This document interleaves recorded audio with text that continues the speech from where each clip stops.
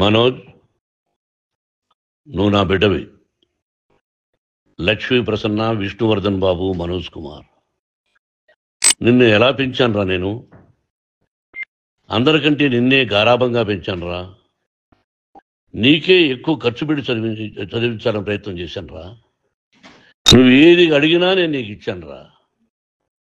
కానీ ఈ రోజున నువ్వు చేస్తున్న పని బిడ్డల గుండెల మీద తంతారంటారే, అలా తన్నావురా. మనసు ఆవేదనతో కింగిపోతుందిరా. నేను మీ అమ్మ ఏడ్చుకుంటున్నావురా. జర్నలిజం ఉన్నది లేనిది, లేనిది ఉన్నట్టు రాస్తున్నారా. నువ్వు నన్ను కొట్టడం ఏంట్రా? నా బిడ్డ నన్ను తాకలా. ఇద్దరం ఘర్షణ పడ్డాం కొన్ని కారణాల వల్ల. ప్రతి ఫ్యామిలీలోనూ ఉంటాయిరా ఇవి. లేనివాడు ఎవరైనా ఉంటే ప్రపంచంలో ఒకరున్నారేమో, 1% ఉంటుందేమో. అటువంటి వాళ్ళ ఇంటికి వెళ్ళి కాళ్ళు గడిగి నిద్ర పూసుకోవచ్చు.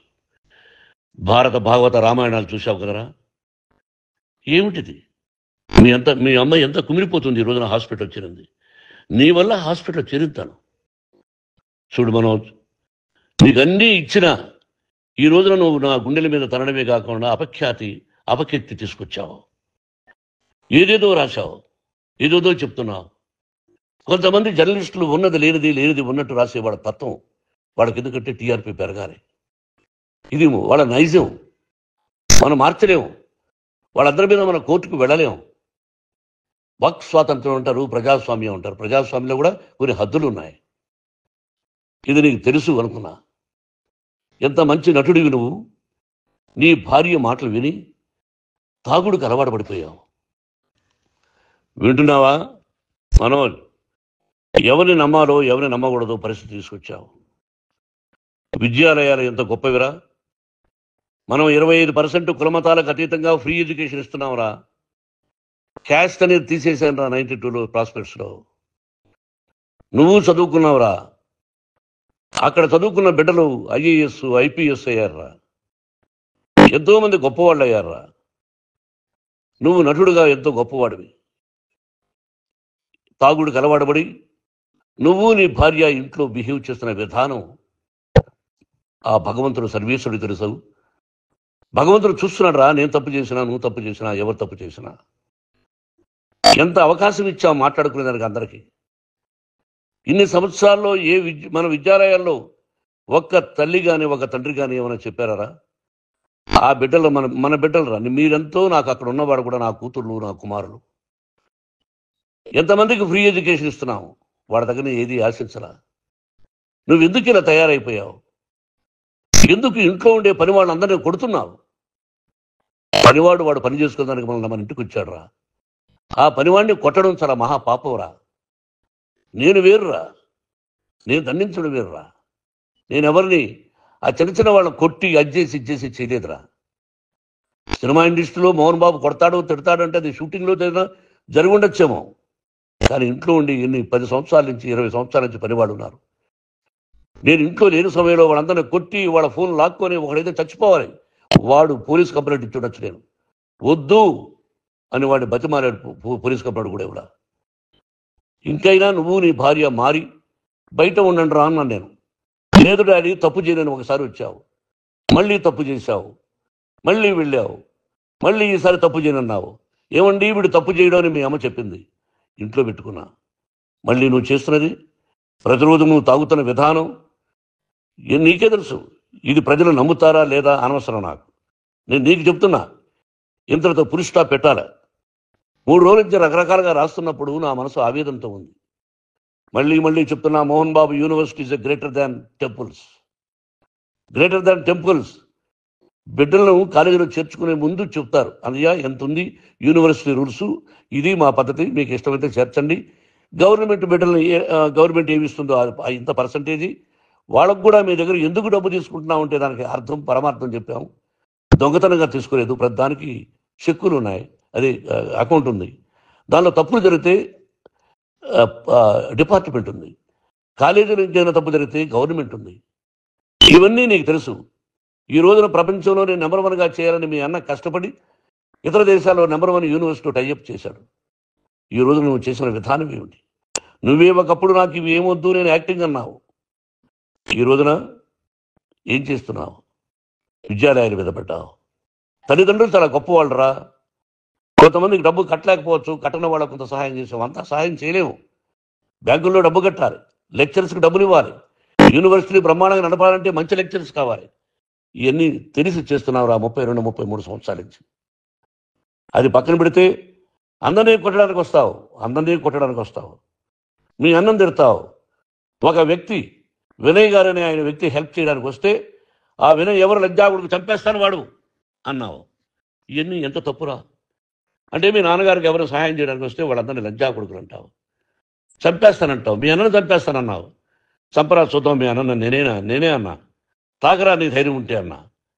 ఎంతమందిని చంపాలనుకుంటున్నావు? ఎంతమందిని చేయాలనుకుంటున్నావు? నువ్వు ఏం సాధించాలనుకుంటున్నావు?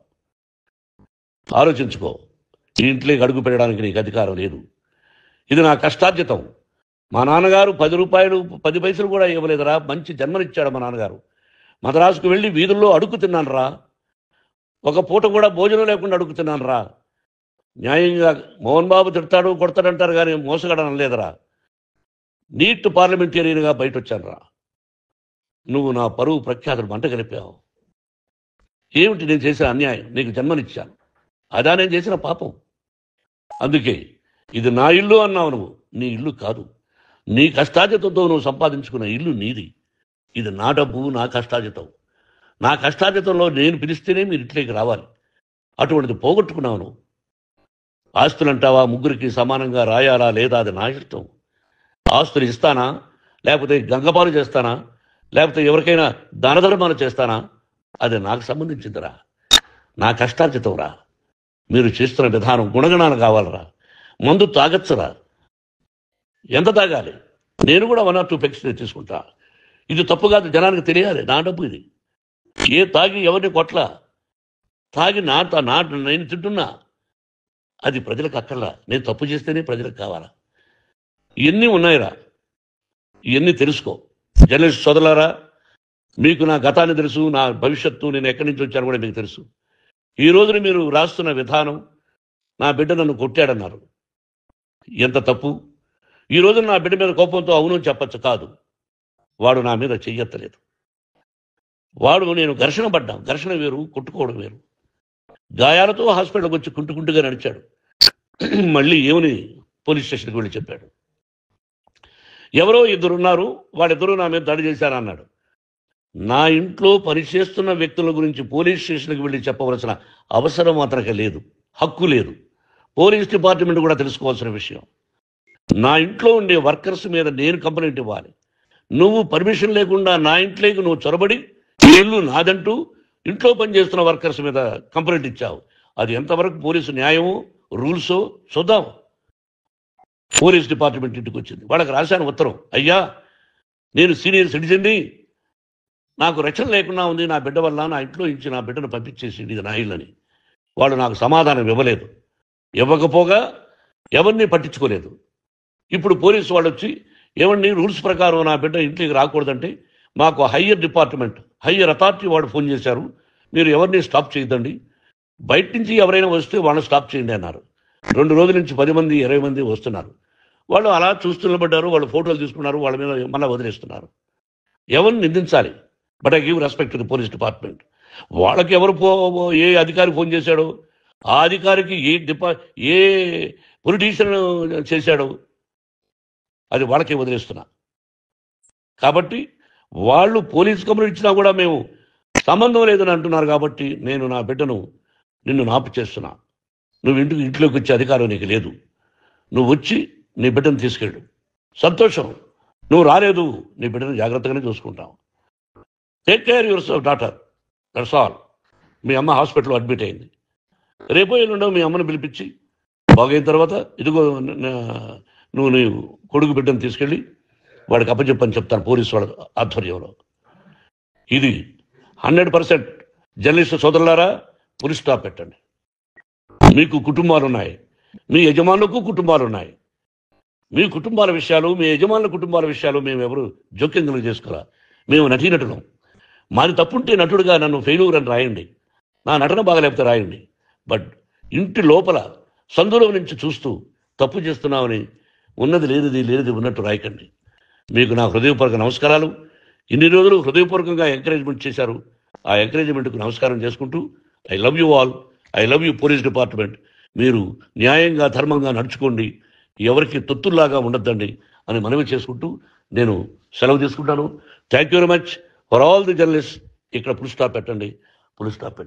ఈ వీడియో మీకు నచ్చినట్లయితే please share, like and subscribe R24 Telugu.